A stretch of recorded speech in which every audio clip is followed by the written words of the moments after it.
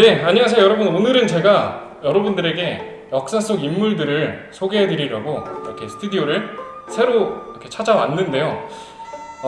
역사 속 인물들을 소개하는 오지라파 H라는 프로그램을 저희가 지금 새로 만들어서 여러분들에게 소개해 드리려고 합니다. 그러면은 오늘 소개에 앞서서 소개에 도움을 주실 역사 선생님을 한 분 모셨는데요. 그러면 바로 모셔보도록 하겠습니다. 나와주시죠.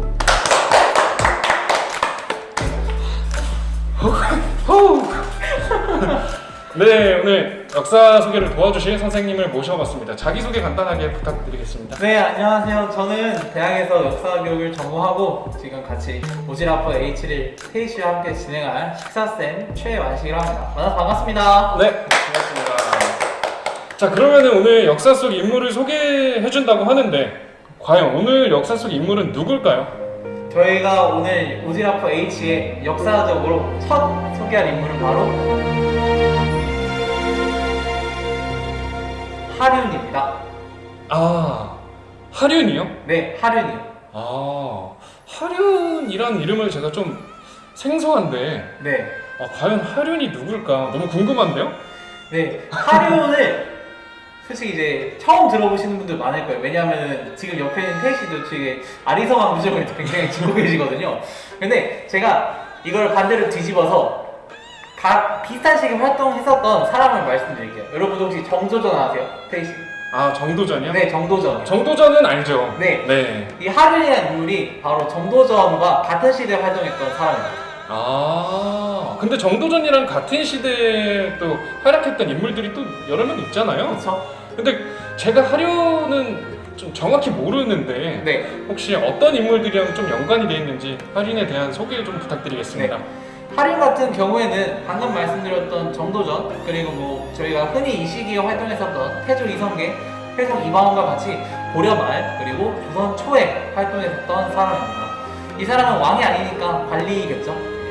그리고 간단하게만 소개를 드리면은 조선의 개국 공신으로서 정도전이 죽은 이후에도 계속해서 활약했던 사람입니다. 아, 정도전이 죽은 이후에도 계속 활약을 했다. 네, 그렇죠. 살면서 조금 이룬 업적들도 많아갖고 이따가 한번 같이 다뤄볼 건데요. 네. 일단은 그러면은 하륜이 그런 누구인지에 대해서 설계를 해주셨는데 네.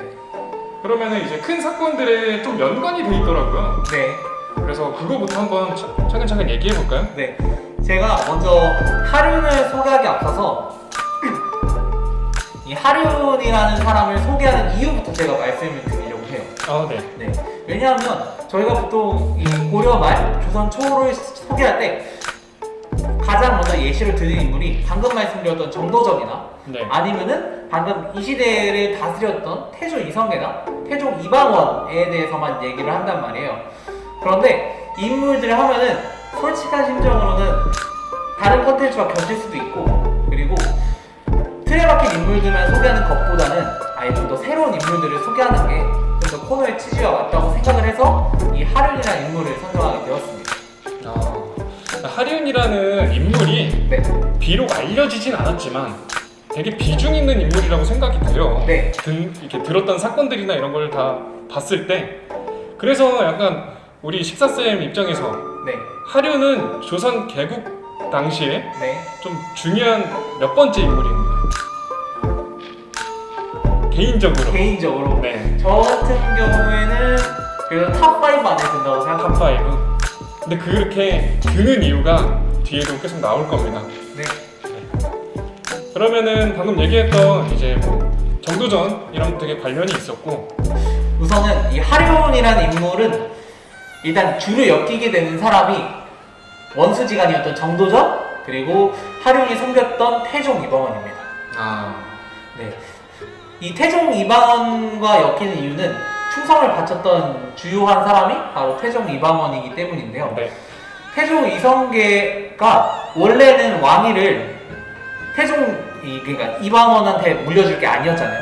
네. 다른 순위에 맞는 아들들한테 물려줘야 됐는데 네. 그랬던 왕위 계승 대상이 아니었던 태종 이방원을 왕으로 만든 사람이라고 할 수 있죠. 일종의 킹메이커 역할을 했던 게 바로 하륜이 되겠습니다. 어떻게 보면 약간 서포터 네, 그렇죠. 그런 느낌이었군요. 근데 원래는 개국 그 당시 그 조선 개국하기 전에 이제 반대 세력에 있었던 걸로 아는데 네. 근데 그렇게 또 갑자기 이방원 편에 들어간 이유도 있을까요? 네. 왜냐하면 우선 이거를 얘기해드리려면 그 고려 말 조선 초의 상황을 알아야 돼요. 네. 일단 하륜을 고른 이유 자체도 방금 말씀드렸던 고려 말 조선 초의 상황을 설명을 했는데 가장 적합한 사람이기 때문인데요. 왕 말고 설명을 해보자면 고려 말에는 대표적인 사람이 정몽주가 있겠죠. 네, 그렇죠. 그렇죠. 정몽주 같은 경우에는 개혁을 하긴 하는데 고려를 그대로 유지한 채로도 할 수 있다라고 보는 사람이었고, 네. 그리고 반대로 정도전이나 하륜 같은 정도전 같은 경우에는 이제 고려가 너무 오래됐으니까 새로운 나라에서 해야 된다라고 하는 사람이었어요. 그러면 여기서 하륜은 어떻게 되는 사람이냐? 하륜 같은 경우에는 원래 새로운 나라를 만드는데 막 그렇게 크게 동조한 사람은 아니었거든요. 네. 그래요. 근데 정도전이랑 원수라고 했잖아요. 네. 원수였던 이유가 정도전이 권력을 잡으면서 이제 그 조선을 여는데 크게 그러니까 소극적이었던 사람들이랑 반대했던 사람들을 다 수청을 하게 됩니다.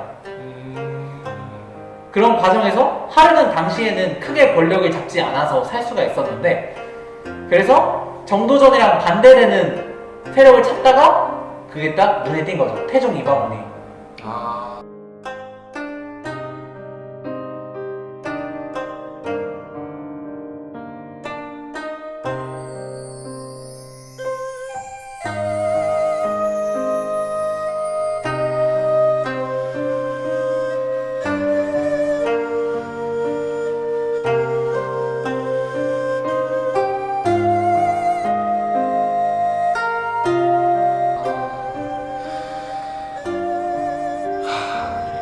그게 왜 정도전이 그렇게 수청을 하다 보니까 네. 또 약간 무섭거나 네. 약간 그래서 피한 걸 수도 있을까요? 없다고 말 못하겠죠. 당장 팀을 쥐고 있는 사람이니까. 근데 어떻게 보면 이방원도 피해 군주잖아요. 그렇죠.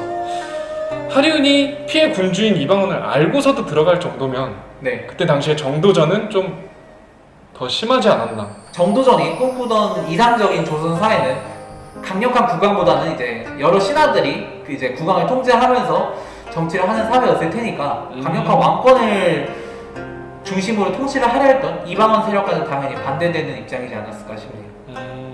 그렇군요. 반대를 위한 반대라고 생각해도 될까요? 근데 그렇게 하면 너무 이제 이분법적인 사고가 되니까 그렇죠. 그냥 단순하게 그냥 어떤 입장에 대해서 막 그렇게 완전하게 물 가르듯이 할 필요 없을 것 같고 그냥 네. 서로 반대된다 이 정도로만 생각해 주시면 될 것 같아요.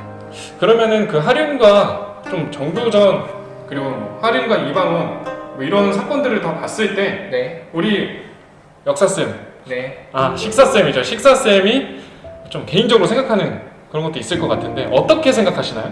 하륜의 뭐 행동이나 뭐 이런 거에 네. 대해서? 하륜은 일단 확실히 정도전이랑 반대되는 입장이었잖아요. 그쵸. 근데 하륜의 일단 정도전 같은 경우에도 이제 여러분들이 계속 여러 매체에서 보셨겠지만 굉장히 머리가 똑똑하고 비상한 사고를 했던 사람이잖아요. 네. 그리고 마찬가지로 하륜도 어떤 쪽에서 평가든 간에 그러니까 그 사람이 뭐 선하고 나쁘고 이런 걸 떠나서 능력 자체는 출중했던 사람이라고 해요.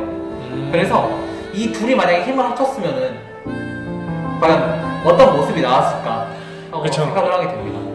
그 사실 정몽주가 그때 당시에 숙청당하지 않고 네, 그리고 또 이 정도전과 그리고 하륜과 네, 약간 이런 그 정치 세력들이 이렇게 서로 숙청을 하거나 이렇게 죽임을 뭐 이렇게 피해 군주 이런 거를 다 벗어나고 만약 다 한 팀이 돼서 그렇죠.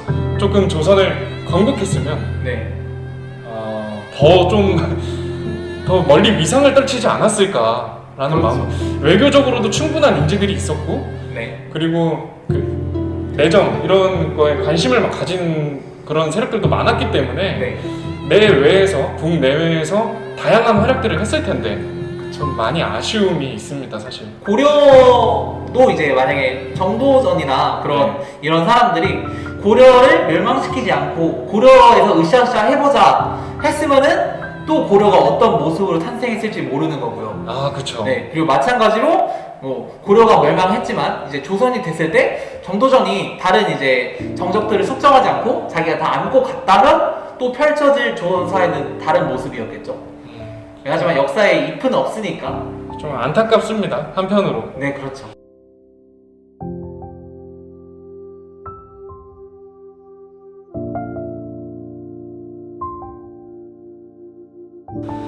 그러면은 이제 이 하륜이라는 인물이 왕자의 난에도 연관이 있죠? 네, 그렇죠. 네. 왕자의 난을 설명하려면은 근데 이거는 정도전과의 하륜 사이의 관계를 정확히 알고 넘어가야 되거든요. 아, 네네. 네, 저희가 이거를 안 설명하고 넘어갈 수는 없어가지고 일단 정도전이랑 하륜이 서로 반대되는 입장인 거를 여러분들이 알고 가셔야 돼요. 둘이 어떤 관계였냐면은 정도전 같은 경우에는 이제 처음 명나라한테 여러 번 몇 번 위기를 겪었던 적이 있었어요. 네. 어떻게 됐었냐면은 그 당시에 국제 정세라도 연결이 돼요. 태씨, 제가 하나 질문 드릴 게 있는데 네. 이제 한반도에서는 고려가 망하고 조선이 세워졌잖아요. 그렇죠. 그럼 그 이제 한반도 위쪽에 있는 중국은 어떤 나라가 됐을까요? 제가 정확히는 잘 뭐 말씀드리기 힘든데 아마 연도로 따지면은 네. 이제 원나라에서 명나라로 좀 지나가는 맞아요. 사이가 아닌가 정확히 싶습니다. 맞추셨어요. 네. 원나라가 1368년에 이제 명나라한테 중국 주인의 자리를 넘겨주게 되죠. 네. 조선 같은 경우에는 그 뒤로 한 수십 년 뒤인 1392년에 세워지는 거고요. 그래서 그쵸. 그러한 상황에서 정도전이 이제 명나라가 세워졌으니까 이제 조선도 입장에서 새로운 중국한테 이제 인사를 해야 될 거 아니에요. 그래서 사신들을 보내고 문서들을 보냈는데 명나라가 이때 조선이 명나라로 보낸 문서에다가 트집을 잡습니다. 아, 명나라가? 네, 명나라가. 아, 네. 아무래도 이제 주변에 있는 작은 나라다 보니까 이제 한번 본보기를 보여야 되겠다. 그러니까 흔히 뭐 표현으로는 뭐 군기를 잡는다 뭐 이런 식으로 표현을 할 수가 있겠죠. 괜히 짜증내는 거 있잖아요. 네, 맞아요. 네. 잘 보냈는데도. 그래서 이때 이 문서를 보낸 사람이 누구냐 했는데 그때 그 문서의 책임자가 정도전이었어요. 운명의 장난이 또 이렇게. 네. 네, 정도전이 그래서 이걸 책임을 져야 되잖아요. 근데 정도전은 마침 이거에 대해서 갈 수 없는 상황이었어가지고 이때 대신 간 사람이 바로 하륜입니다. 이렇게 엮이게 되네요. 네. 정도전과. 서로 정적인데 엮이게 되는 거죠. 그래서 하륜은 이 문제를 해결해서 돌아오게 되고 그러면 당연히 반대로 정도전 어떻게 되겠어요? 입지가 조금 흔들리겠죠? 그쵸. 네. 그리고 하륜 입장에서도 정도전을 좀 싫어할 것 같아요. 네. 자기 책임도 아니었고, 그렇죠. 자기는 이제 억지로 가게 된 케이스니까. 그렇죠. 정도전 같은 경우에는 계속해서 하륜을 견제를 했는데, 그쵸. 하륜은 이제 정도전의 문제를 해결하기 위해서 그냥 좋든 싫든 갔다 와야 됐던 상황이었고, 정도전은 또 계속해서 견제를 해야 되니까 이제 조선을 건국하는데 뭐 반대했었던 사람들, 그래서 심지어 정도전이 이제 하륜이 같은 스승에게 배웠던 그런 사람들도 다 숙청을 하거든요. 네. 정도전이 이제 권력을 가지기 위해서 아마 그런 식으로 계속 사이가 틀어지지 않았나 싶습니다. 이런 상황에서 왕자의 난이랑도 연결이 되는 거고요. 그러면은 그렇게 이어지면서 왕자의 난에 네. 하륜에 어떤 도움이 있었는지에 네. 대해서 혹시 얘기해 주실 수 있나요? 네. 네. 왕자의 난을 얘기하려면은 우선 왕자의 난이 두 번에 걸쳐서 일어납니다. 1차, 2차로는 아니죠? 네, 맞아요. 네. 잘 알고 계시네. 저도 조금 봤습니다. 근데 이 시기는 워낙에 많이 하는 그 주제이기도 하고 재밌기도 해서 이 부분은 참 많이 다루게 되죠. 네. 왕자의 난이 두 번에 걸쳐서 일어나게 됩니다. 1398년에 한 번 일어나고 그 다음에 2년 뒤인 1400년에 일어나게 됩니다. 네. 정도전은 1차 왕자의 난 때 죽게 됩니다. 네. 기록상으로는 정도전이 반란을 일으키려고, 그러니까 이제 난을 일으켜서 그거를 이제 태종 이방원 측에서 진압을 해서 죽였다라고 되어 있는데, 정도전 자체가 뭐 국왕이 되려고 했었던 건 아닌 사람이니까 네. 조금 애매하고요. 그래서 확실한 거는 이때 정도전이 숙청이 됩니다. 그때 이제 근데 정도전 같은 경우에 이미 권력을 잡고 있는 상황이었잖아요. 네. 이런 정도전이 혼자 권력을 독점하고 계속해서 개혁을 펴는 것에 급진적으로 개혁을 펴는 것에 반대하는 사람들이 생기게 되는 거죠. 그때 이제 그 반대하는 사람 세력들이 방금 말씀드렸던 하륜도 있을 하륜도 것이고 있었고, 왕위에서 밀려나 있었고 이런 신하들이 권력을 갖는 것을 반대했던 이방원도 있었고. 그래서 이방원 쪽 측에서 먼저 선수를 친 게 아닐까 하는 생각이 듭니다. 그래서 이방원이 사실 네. 그 아버지가 그랬던 행동들을 보고 네. 피해 군주라고 불리면서까지 자기도 그렇게 막 하려고 했을진 않았을 거란 말이죠. 네. 근데 이제 그때 당시 정치를 봤을 때 네. 그렇게라도 내가 욕을 먹거나 네. 민심을 감당하더라도 네. 이렇게 숙청을 하고 네. 다 해야, 피해 군주라고 불리면서 이렇게 다 제거를 해야 네. 조금 그 판을 흔들 수 있을지 않았나, 네. 그 생각을 하면서 왕자의 난이 생긴 것 같아요. 그렇죠. 혈육이 많으면 많을수록 네. 왕위가 불안해지는 거잖아요. 왕이 그쵸. 계승자 입장에서는. 그렇죠. 그래서 두 번에 걸친 왕자의 난을 통해서 이방원은 계속해서 숙청을 할 수밖에 없었고 이런 숙청은 나중에 자신의 아들인 세종 때까지도 가게 됩니다. 근데 그 덕분에 왕의 기반이 흔들리지 않으니까 세종 같은 경우에는 안정적으로 왕권을 펼칠 수 있었죠. 어떻게 보면 숙청이란 단어가 너무 좀 안 좋게 보일 수 있지만 네. 필요한 행동이지 않았나 라고 얘기하면 또 이슈가 될까요? 좀 너무 권력에 비정하는 사람이 되지 않을까. 이 얘기를 들으면 네. 충분히 이방원 입장이 너무 이해가 되기 때문에 그쵸. 네, 그래서 좀 안타깝지만 네. 그러면은 뭐 아까 얘기했듯이 그 조선 건국하기 전에 그 세력들이 다 힘을 합쳤으면 더 좋았을 텐데 하필 그러면 이렇게 계속 싸워갖고 어느 쪽으로든 되게 드림팀이 나오지 않았을까요? 아, 그죠. 다 능력들은 출중했을 테니까. 죽기엔 너무 아까웠는데 그렇죠. 다들 네, 이런 별들이 너무 일찍 져서 그렇죠. 아쉬웠습니다. 그래서 조선은 그러니까 좀 전성기가 좀 일찍 오지 않았나 싶어요. 네. 그 15세기, 16세기에 보면 막 세종이나 대단한 군주들이 빨리빨리 나오잖아요. 제 개인적인 생각으로는 네. 지금 이렇게 언급됐던 인물들 있잖아요. 네. 이성계, 이방원, 뭐 정몽주, 뭐 하륜도 있고 정도전도 있고 네. 좀 이렇게 다른 시대에 이렇게 연이어서 태어났으면 차라리 낫지 않았나. 근데 왜 다 같이 태어나갖고 네.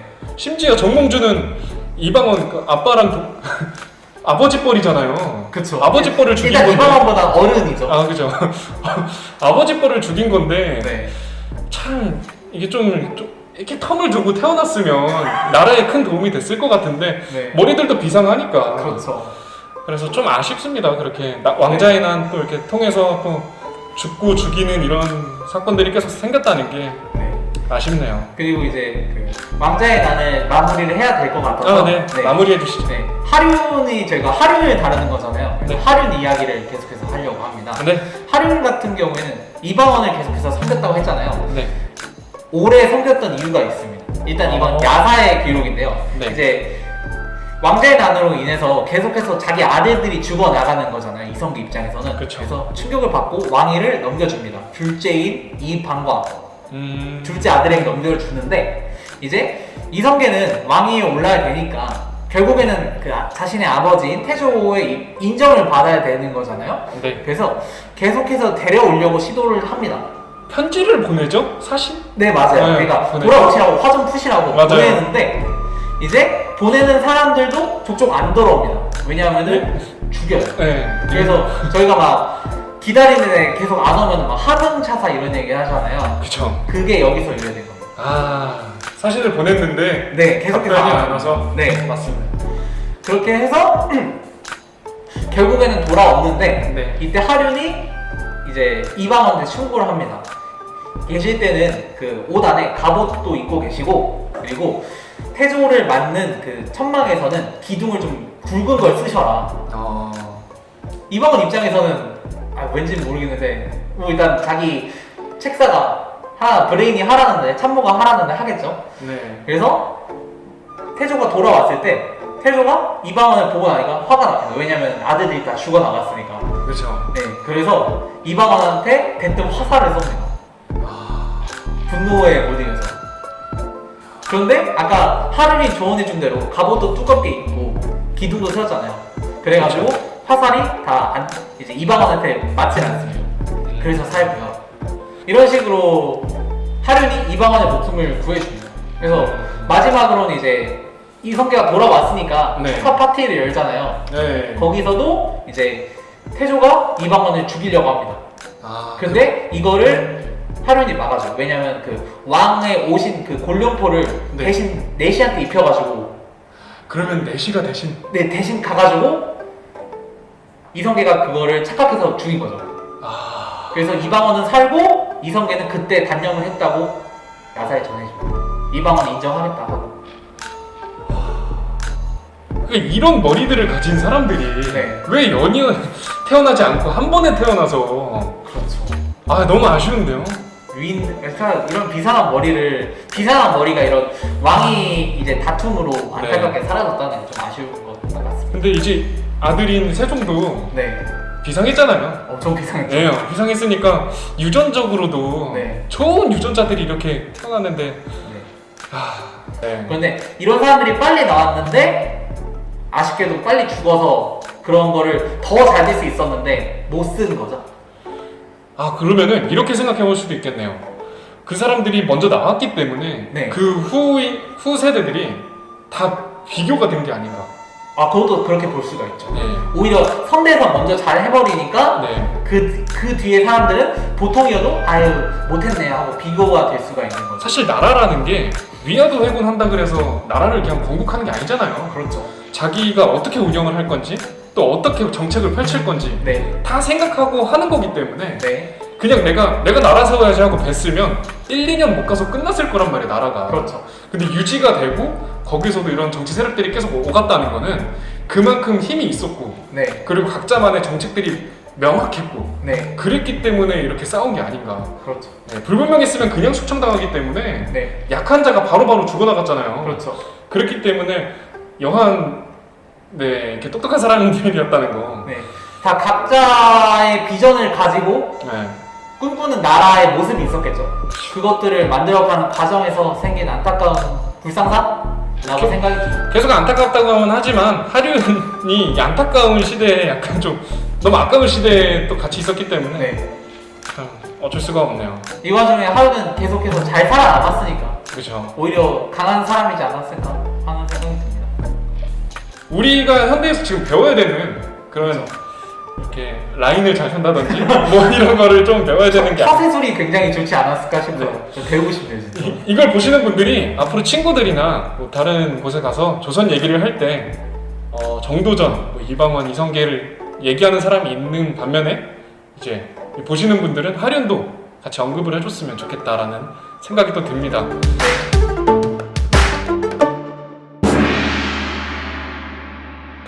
그러면은 이런 것들이 있었잖아요. 네. 이제 하륜이 이 일이 있고 나서도 70살까지 살았다고 그렇죠. 지금 내려오고 있는데 그럼 이제 하륜에 또 대단한 업적들이 있죠. 네. 그거를 이제 저희가 얘기를 해볼까요? 네. 하륜 같은 경우에는 이제 정도전 같은 경우에는 이제 조선 건국에 반대하는 사람들을 쓰지 않았잖아. 계속해서 막고. 네. 하륜 같은 경우에는 계속해서 견제를 당했던 상황이고. 근데 하륜은 그 반대로 그런 견제 당한 것들을 다시 풀어줍니다. 네. 고려에 있고 조선에서 관직에 나가지 못했던 사람들을 풀어줘서 관직에 나갈 수 있게 해주고, 그리고 대표적으로 왕권을 강화하는 정책을 핍니다. 태희씨도 아시겠지만 태종 자체가 왕권을 강화하는 국왕 중심의 정책을 펼쳤던 사람이잖아요. 그렇죠. 그래서 그거에 관련된 정책들을 하는데 대표적으로 어떤 것들이 있냐면 태희씨 지갑에 보시면 민증 있죠? 있죠. 주민등록증 있죠? 네. 그 당시에 주민등록증이라고 할 수 있는 호패, 네, 그 호패법을 이제 태종 때 실시하도록 주도한 게 하륜입니다. 왜냐면은 신분의 끝판왕이 민증이잖아요. 그렇죠. 네. 물론 주민등록증이랑 호패가 정확하게 이꼴 같진 않겠지만 네. 국왕 입장에서 강력한 정치를 하려면은 백성들을 통제해야 되고 그렇죠. 정확하게 파악을 하고 있어야 하잖아요. 그런데 이런 정보를 가지고 이제 알고 있는 것만으로도 굉장히 왕권 강화에 도움이 되겠죠. 아 그렇죠. 네. 그럼 어떻게 보면 신분증이잖아요. 그렇죠. 네. 그렇기 때문에 근데 벌써 이게 이때가 1400년도 그렇죠. 그때 때인데 지금 몇백 년 앞서 나간 이런 생각을 벌써 했다는 게 그렇죠. 이미 있었던 것도 아니었고. 네. 이야, 하륜 대단하네요. 그렇죠. 이 사람이 그래도 그러니까 어떤 평가를 받든 간에 하륜의 능력 자체는 다 인정해주는 평가를 받았거든요. 아마 그래서 계속해서 일을 했으니까 태종 이방원한테도 숙청을 당하지 않고, 저희가 보통 공신들은 계속 가다가도 어느 순간 빨리 죽을 수 있는 소지가 생기는 거잖아요. 그쵸. 근데 그 당시 기준으로 70세였으면 정말 처신을 잘하고 일도 잘하지 않았을까 생각이 듭니다. 그 이외에도 이제 뭐 고려에 남아있던 그 관제들을 다 바꿔서 의정부로 바꾼다든지, 그리고 태종 같은 경우에 이제 왕권을 강화시키기 위해서 이제 의정부가 아니라 그 아래 실무기관이 육조 있죠. 네. 그 육조 같은 데서 직접 국왕에게 보고를 올리도록 하는 그런 육조 직계제, 이런 제도들도 실시할 수 있게 하고요. 그리고 그냥 조선 초기의 법률들을 이제 정비했다고 보시면 될 것 같습니다. 사실 그 개국하고 나서 이런저런 일들 또 피 흘리고 막 이랬으니까 정신이 없었을 거란 말이죠. 그렇죠. 근데 이 상황에서 또 이런 정책들을 또 생각해낸 거잖아요. 그렇죠. 그리고 기존에 그런 정책들을 하려고 했던 왕들도 계속 이런저런 순환들이 있었기 때문에 그렇죠. 제대로 못했을 거란 말이에요. 그렇죠. 왜냐면은 지금 여기저기 죽이고 바쁜데 네. 내가 지금 나라의 그 저기 지방에 사는 누구를 이렇게 관리할 수가 없잖아요. 그렇죠. 근데 이제 하려는 그 옆에서 호패법, 네. 그리고 또 이런 지방 각종 법률들을 뭐 행정구역 등 뭐 이런 네. 거를 이렇게 자기가 정책들을 하고 관리하고 막 이랬으니까 네. 그거는 진짜 대단한 것 같아요. 그 와중에 그런 생각들을 해서 죽기 전까지 했다는 게. 네. 계속해서 역사가 발전해 나가면, 역사가 진행이 되면서 계속해서 정교해지고 그리고 좀 더 체계화되는 모습을 계속해서 볼 수 있는 것 같아요. 조선 초기는 이제 그런 것들이 만들어지는 시기가 아니었을까 싶습니다. 근데 여기 또 이제 적혀 있는 내용으로는 네. 안타깝게 실행되지 못한 정책으로는 집회랑 또 운하건설이 있어요. 네. 집회 같은 경우에는 이제 특히 저 이제 한반도에 있는 우리나라 역사에서 이렇게 종이 돈 이런 걸 쓰게 된, 그러니까 화폐를 잘 쓰게 된 시점이 조선 중후기나 가서야 생긴 일이잖아요. 그렇죠. 그 전까지는 그냥 실제 뭐 쌀이나 그런 거 가지고 단순하게 거래를 했는데, 하림 같은 경우에 이제 이렇게 저화, 지폐를 도입하자라고 이야기를 하지만 아쉽게도 그 당시 경제 상황에 맞물려서 실행은 잘 되지 못하고, 또 세금 운반을 위해서 운하를 뚫자라는 계획을 세웠지만 역시 실행되지 못합니다. 근데 집회라는 것도 네. 그 전에 쌀이랑 이런 걸로 거래를 했는데 네. 이거를 우리가 하나의 그 집회 통화를 만들자라는 것도 네. 기존에 있던 게 아니니까 생각하기도 힘들었을 거예요. 그렇죠. 왜냐면 또 뭐 주위 나라에서 뭐 보고 뭐 그런 것도 아니었으니까. 네. 참 왜 또 다시 얘기하지만 왜 다 같이 태어났는지. 아무래도 이 시기에 정말 많은 인재들이 나왔고 안타깝네요. 그래도 근데 역사에 이프는 없기 때문에. 그냥 네. 하나 더 말씀드릴 게 있습니다. 하륜의 업적 중에 하나? 업적이라고 할 수 있는 건 바로 수도를 옮기는 데 기여를 했다는 겁니다. 네. 원래 고려의 수도가 어디였을까요? 개성? 개성. 네. 개성이었죠. 근데 개성에서 옮겨오자고 계속해서 건의를 합니다. 하륜 같은 경우에 이제 능력이 좋다고 했잖아요. 네. 능력이 좋아서 여러 일들 하는데 그 중에서도 좀 풍수 이런 걸 좀 밝았다고 해요, 하륜이. 네. 풍수에도 능력이 있었군요. 네, 되게 여러모로 좀 뛰어난 사람이었던 것 같아요. 어떻게 보면 동양의 아리스토텔레스. 이론가는 아닐지라도 어느 정도 네네. 일처리 능력도 뛰어나고 되게 관심사도 다양했던 것 같습니다. 네. 그래서 고려 같은 경우에는 그 당시에 계속해서 사람들 죽어나가니까 이곳에 있으면 좀 찝찝할 거 아니에요. 그쵸. 그래서 천도를 하자는 의견이 계속해서 나오는데 네. 하륜도 그 중에 하나였습니다. 수도를 옮기자. 네. 결론적으로는 수도를 옮기게 되죠. 물론 하륜이 말한 그 장소로 옮기진 않았지만. 네. 그 어쨌든 또 그 서울로 네. 옮기게 된 또 이런 주요 인물 중 하나죠. 하나라고 볼 수 있는데, 이 서울 땅값 오르는 걸 어떻게 알고 몇백 년 전부터 또 이렇게 옮기는지는 아마 수십수를 내다봤던 게 아닐까 하는 정말 생각이 드네요. 정말 대단합니다. 그 운하건설 같은 것도 잠깐 얘기해 주셨는데, 네.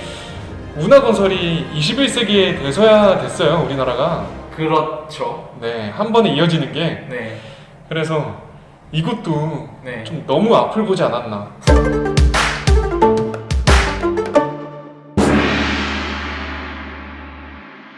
하륜에 대해서 얘기를 해봤는데 또 하지 못했던 내용들도 있고 네. 그리고 또 아쉬운 부분도 좀 많지만 네. 그거는 만약 다음 기회가 된다면은 더 다뤄보기로 하고 저희만의 이제 하륜에 대해서 좀 생각하는 하륜의 평가, 오지랖을 내려보도록 하겠습니다. 태희 씨는 그럼 혹시 어떻게 하륜을 저는 이 내용을 듣고 하륜에 대해서 오지랖을 좀 떨어보자면 네. 하륜은 좀 불운의 아이콘이다. 불운의 아이콘. 네. 어떻게 불운의 아이콘? 자기가 가지고 태어난 그 재능을 좀 어느 정도 활용을 했지만 발산을 했지만 네. 시대를 잘못 태어났다. 아, 그 가지고 있는 출중한 능력에 비해서 네. 조금 덜 쓰였다라고 생각하시는 거예요? 그래서 좀 불운의 아이콘이다. 라고 생각합니다. 솔직히. 저 같은 경우에는 하륜이 정도전 다음으로 조선을 디딤돌이 된 사람이라고 생각합니다. 왜냐하면 이제 정도전이 죽은 이후에 개혁이 붕 뜨게 될 수도 있잖아요. 그쵸. 그런데 물론 정도전이 그대로 의도한 이상적으로 생각하는 바는 아니었겠지만 그래도 조선 이후에도 조선이 계속해서 이어질 수 있도록 안정적으로 체제를 구축한 그런 사람이라고 생각합니다. 그러면은 이제 한 줄, 한 줄, 딱 한 줄 그걸로 남길까요? 한 줄 요약, 한 줄 요약. 한 줄 오지랖. 저는 하륜을 조선 초의 두 번째 디딤돌 두 번째 빅돌. 그렇게 하겠습니다. 그럼 저는 불운의 아이콘 불운의 아이콘. 밀고 가겠습니다. 세레는 불운의 아이콘이다. 자, 그럼 오늘 이렇게 또 같이 역사 속 인물에 대해서 좀 대화를 해봤는데 얘기를 나눠서 너무 재밌었고 네, 너무 유익한 시간인 것 같아요, 솔직히. 네. 저도 굉장히 유익한 시간이었던 게 단순히 가르치는 것뿐만 아니라 이렇게 인물 하나하나를 보는 것도 또 새롭게 준비를 해야 되고 네. 또 새롭게 공부를 해야 되는 거잖아요. 그래서 기존 것도 다시 복습하고 좀 더 생각을 많이 해볼 수 있었던 그런 시간이었던 것 같습니다. 앞으로 보시는 분들도 저희가 오늘 내용은 여기 조선의 2인자들이라는 도서를 참고해서 영상을 제작했기 때문에 이 책을 참고해 주셔도 좋고요. 그리고 좀 여러분들이 이 책을 좀 사랑하고 자주 읽었으면 좋겠는 마음에서 영상을 좀 촬영했기 때문에 앞으로도 저희 영상 좀 많이 시청해 주시고 그리고 저희가 또 책이나 역사 속 인물 관련해서 또 여러 컨텐츠들을 가지고 올 테니까 또 그것도 기대해 주셨으면 좋겠습니다. 그러면 오늘 영상은 여기서 마치도록 하겠습니다. 영상 재밌게 보셨으면 구독과 좋아요 부탁드리겠습니다. 감사합니다. 감사합니다.